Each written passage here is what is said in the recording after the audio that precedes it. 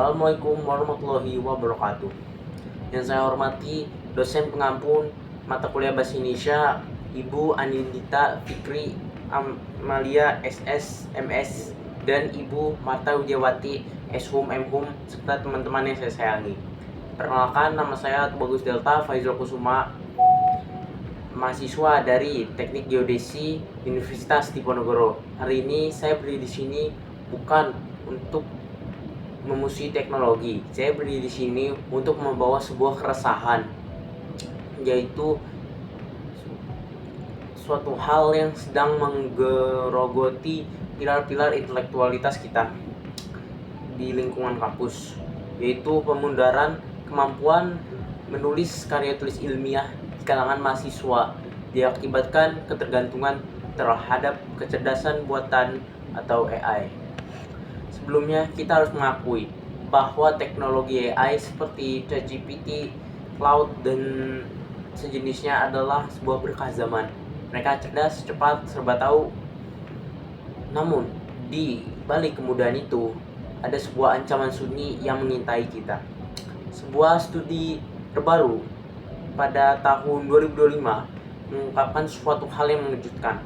98,1% mahasiswa telah mengintegrasikan AI seperti ChatGPT ke dalam alur kinerja akademik mereka.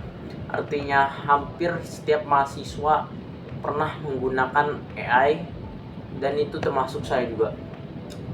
Namun, riset dari International Journal of Educational Technology mengingatkan kita bahwa ketergantungan menggunakan perangkat eksternal dapat memicu cognitive offloading. Apa itu cognitive offloading? Menurut pakar kognitif Evan F. Risco, cognitive offloading adalah kecenderungan fisik atau mental manusia untuk menyerahkan tugas berpikir ke perangkat eksternal untuk mengurangi beban kerja otak mereka. Dampaknya, mahasiswa terjebak dalam illusion of competence. Mereka merasa bisa menghasilkan esai 10 halaman, padahal otaknya sedang mengalami atrofi. Penggunaan AI yang tidak terkontrol memiliki korelasi positif dengan peningkatan prokrastinasi dan penurunan daya ingat. Yang kita dapat melihat bukti urgensi lainnya. Kita bisa lihat dari data PISA 2022, kita literasi membaca Indonesia berada di peringkat bawah secara global. Di tengah krisis ini, literasi ini, kita justru menyerahkan sepenuhnya cara berpikir kita kepada algoritma. Kita menjadi generasi yang kaya akan informasi tetapi miskin dalam artikulasi mandiri. Untuk memahami seberapa parah masalah ini, kita bisa melakukan perbandingan sederhana. Tulisan yang dihasilkan murni oleh AI itu ibarat makanan cepat saji, warna yang menarik, disajikan secara instan, dan mengenyangkan. Tapi jika dilihat lebih dalam, rasanya seragam, hambar, dan kehilangan nutrisi-nutrisi esensial. Sebaliknya, karya tulis ilmiah yang dirancang oleh pemikiran manusia itu seperti masakan rumah. Ada proses melelahkan di sana, memilih bumbu-bumbu yang pas,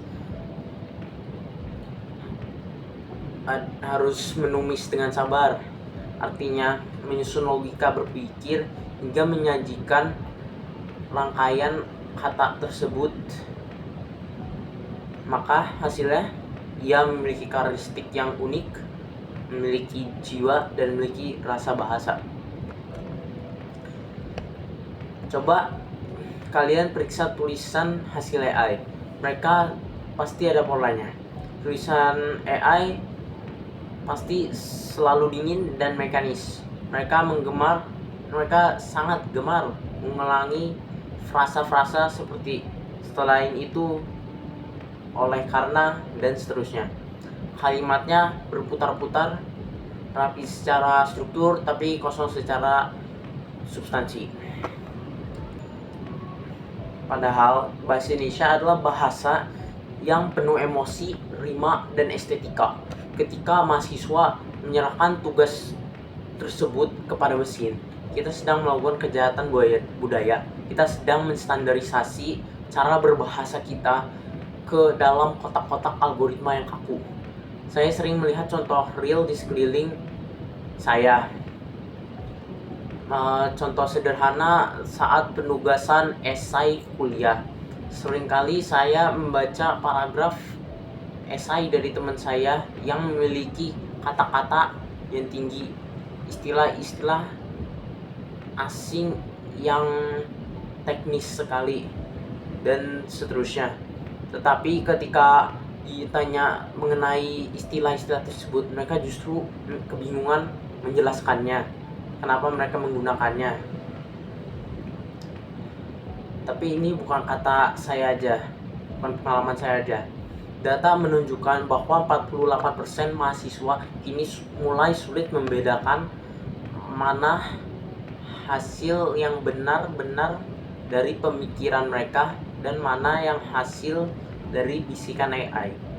Lantas mengapa kita bisa sampai di titik ini? Apakah mahasiswa zaman sekarang lebih bodoh? Tidak.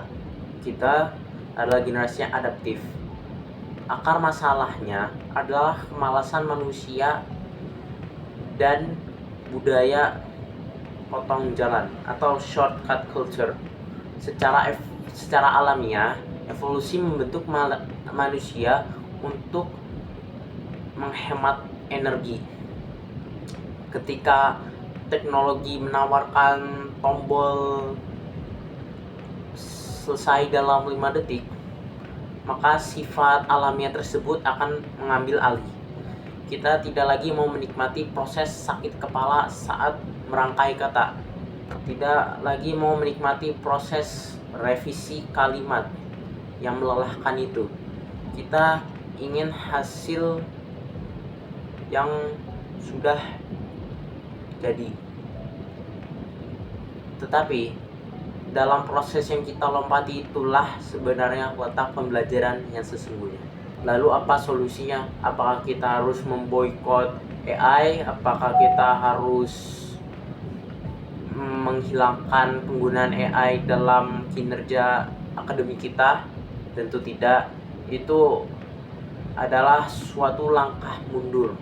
Solusinya bukan pada teknologinya, melainkan pada pengendalian diri atau self-regulation dan pendefinisian ulang peran AI dalam alur kinerja akademik kita. Zaman sekarang orang sibuk pada belajar prompt engineering, yaitu sebuah cara untuk memberi perintah yang pintar kepada AI. Namun mereka lupa kepada suatu hal yang lebih mendasari, yaitu mind engineering. Dalam dunia psikolog, ini berkaitan erat dengan metakognitif. John Flavel, bapak teori metakognisi, mendefinisikannya sebagai kemampuan untuk berpikir tentang cara kita berpikir. Kita harus membangun arsitektur pikiran kita sendiri sebelum meminta AI untuk membangun teksnya. Tanpa metakognisi yang kuat, kita tidak akan pernah mengetahui jika sebuah teks benar-benar berkualitas atau hanya sekedar rangkaian kata yang tampak meyakinkan tapi kosong secara substansi. Oleh karena itu, mari kita tempatkan kembali AI ke tempat semestinya, yaitu sebagai sebuah alat yang membantu dalam kinerja kita, bukan sebagai pengganti otak kita, bukan sebagai pilot utama. Mungkin ini saya bisa memberi beberapa penggunaan dari AI sebagai alat. Gunakan AI untuk mencari sebuah referensi saat kita sudah buntu. Gunakan AI untuk melakukan proofreading. Gunakan AI untuk mengecek jika terjadi kesalahan ketik. Namun, ketika tibanya saat untuk membangun argumen, menyusun hipotesis, merangkai kata demi kata menjadi kalimat bahasa Indonesia yang indah dan benar, maka biarkan pikiran nalar kita, otak kita untuk bekerja secara mandiri. Latih kembali otot berpikir kita dengan membuat draft kasar pertama murni dari pemikiran kita sendiri. Sebagai penutup, saya ingin mengingatkan kita bahwa menulis bukanlah sekedar aktivitas memindah teks ke atas kertas atau ke layar laptop. Menulis adalah sebuah proses untuk merawat nalar, menegaskan eksistensi diri, dan melestarikan bahasa Indonesia sebagai identitas bangsa. Teknologi diciptakan untuk membuat kita menjadi lebih produktif, bukan membuat manusia menjadi lebih reduktif. Jangan sampai di masa depan kecerdasan buatan semakin cerdas, tumbuh sangat pesat, sementara kecerdasan alami justru mengalami pemunduran. Mari kita pegang kembali kemudi atas pikiran kita sendiri. Biarkan AI sebagai pelayan bagi kreativitas kita, bukan penguasa atas intelektualitas kita. Terima kasih atas perhatiannya. Mohon maaf atas segala kekurangan dalam penyampaian saya. Assalamualaikum warahmatullahi wabarakatuh.